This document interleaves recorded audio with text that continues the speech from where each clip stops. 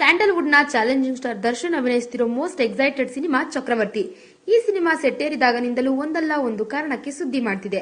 ಇಲ್ಲಿ ವಿಭಿನ್ನ ಅವತಾರ ಹಾಗೂ ನೆಗೆಟಿವ್ ರೋಲ್ ನಲ್ಲಿ ದಿನಕರ್ ತೂಗುದೀಪ್ ಅಭಿನಯಿಸುತ್ತಿರೋದು ಚಿತ್ರದ ಮೇಲೆ ಭಾರಿ ಕುತೂಹಲ ಮೂಡಿಸಿದೆ. ಇದೀಗ ಚಕ್ರವರ್ತಿಯ ಶೂಟಿಂಗ್ ಕೊನೆ ಹಂತಕ್ಕೆ ಬಂದು ತಲುಪಿದ್ದು ಚಾಲೆಂಜಿಂಗ್ ಸ್ಟಾರ್ ದರ್ಶನ್ ಬ್ಯಾಂಕಾಕ್ ನಲ್ಲಿ ಶೂಟಿಂಗ್ ಮಾಡ್ತಿದ್ದಾರೆ. ಕಳೆದ ಒಂದು ವಾರದ ಹಿಂದೆ ಬ್ಯಾಂಕಾಕ್ಗೆ ತೆರಳಿದ ಚಕ್ರವರ್ತಿ ಟೀಮ್ ಅಲ್ಲಿನ ಸುಂದರ ತಾಣಗಳನ್ನು ಸಿನಿಮಾದ ಶೂಟಿಂಗ್ ಮಾಡ್ತಿದ್ದಾರೆ. ಈ ಚಿತ್ರೀಕರಣದ ಎಕ್ಸ್ಕ್ಲೂಸಿವ್ ಫೋಟೋ ನಮಗೆ ಸಿಕ್ಕಿದೆ, ಅದರ ಬಗ್ಗೆ ನಾವು ಹೇಳ್ತೀವಿ. ಇನ್ನು ಸತತ ಒಂದು ವಾರದಿಂದ ಬ್ಯಾಂಕಾಕ್ ನಲ್ಲಿರೋ ದಾಸ ನಾಳೆ ಶೂಟಿಂಗ್ ಮುಗಿಸಿ ಬೆಂಗಳೂರಿಗೆ ವಾಪಸ್ ಆಗ್ತಿದ್ದಾರೆ. ಹೀಗಾಗಿ ದರ್ಶನ್ ದೀಪಾವಳಿ ಹಬ್ಬವನ್ನ ತಮ್ಮ ಚಿತ್ರದ ಶೂಟಿಂಗ್ ಮಾಡುವ ಮೂಲಕ ಬ್ಯಾಂಕಾಕ್ ನಲ್ಲೇ ಆಚರಿಸಿದ್ದಾರೆ. ಚಕ್ರವರ್ತಿ ಚಿತ್ರದ ಶೂಟಿಂಗ್ ಇನ್ನು 15 ದಿನ ಮಾತ್ರ ಬಾಕಿ ಇದೆ.